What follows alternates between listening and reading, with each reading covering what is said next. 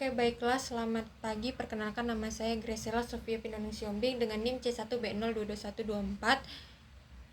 Saya akan memaparkan tentang analisis SWOT PT Hyundai di Indonesia.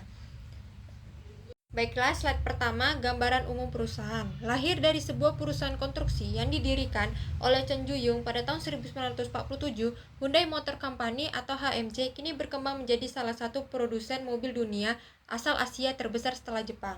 Dalam bahasa Korea, kata Hyundai berarti modern atau zaman sekarang, atau yang selalu update dan mengikuti perkembangan zaman.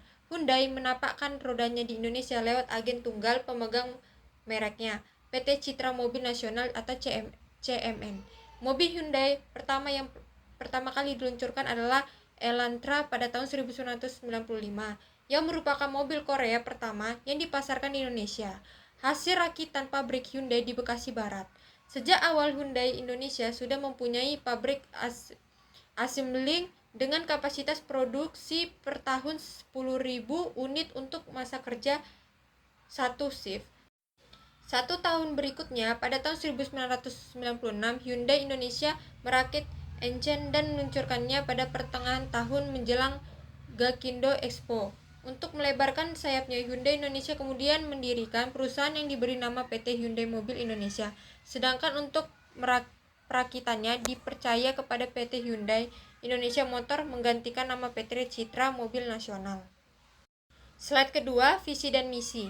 Visi PT Hyundai Mobil Indonesia. Visi dari PT Hyundai Mobil Indonesia adalah menjadi agen tunggal juga distributor yang disegani. Misi PT Mobil Indonesia. Misi dari PT Hyundai Mobil Indonesia adalah mampu bersaing, menyediakan mobil berkualitas, serta memiliki keseragaman jaringan berstandar global dan mengerti keinginan pelanggan. Fakta visi dan misi ini bisa dilihat dari beragam program untuk meningkatkan kualitas sumber daya manusia, pembenahan jaringan after sales service, juga pemilihan produk-produk berkualitas yang sesuai kebutuhan konsumen Indonesia. Strength. Yang pertama, keunggulan dalam keselamatan dan desain kendaraan dibuktikan dengan banyak penghargaan. Yang kedua, reputasi merek otomotif tertinggi ke-6 di dunia. Yang ketiga, pengeluaran penelitian dan pengembangan atau R&D yang efektif menghasilkan mobil-mobil baru yang inovatif. Yang keempat, biaya berkendara rendah dan mobil tahan lama. Yang kelima, kehadiran yang kuat di pasar Tiongkok. Weakness. Yang pertama, portofolio merek yang buruk menyebabkan penjualan lebih sedikit. Yang kedua, rendahnya kehadiran di pasar kendaraan terkuat di AS dan tidak ada kehadiran di pasar kendaraan di Jepang. Yang ketiga, menurunnya kualitas pengelolaan perusahaan. Yang keempat, penarikan kembali produk merusak reputasi merek. Opportunity. Yang pertama, meningkatkan perekonomian AS. Yang kedua, waktu dan frekuensi peluncuran model baru. Yang ketiga, harga bahan bakar yang rendah membuka pasar baru bagi Hyundai. Threat. Yang pertama, meningkatkan persaingan. Yang kedua, nilai tukar won Korea yang naik. Yang ketiga, meningkatkan peraturan pemerintah dapat meningkatkan biaya. Solusi. Untuk memperbaiki kinerja perusahaan PT Hyundai Indonesia, sebagai direktur Anda dapat mengidentifikasi beberapa permasalahan utama yang perlu diatasi, seperti yang pertama, kualitas produk. Menyelidiki dan meningkatkan kualitas produk untuk meningkatkan kepuasan pelanggan dan reputasi merek. Yang kedua, efisiensi operasional. Mengidentifikasi area di mana operasi perusahaan dapat ditingkatkan untuk mengurangi biaya dan meningkatkan produktivitas.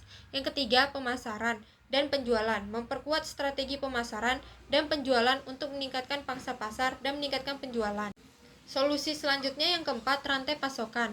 Meninjau dan memperbaiki rantai pasokan untuk memastikan ketersediaan bahan baku dan komponen yang stabil. Yang kelima, sumber daya manusia.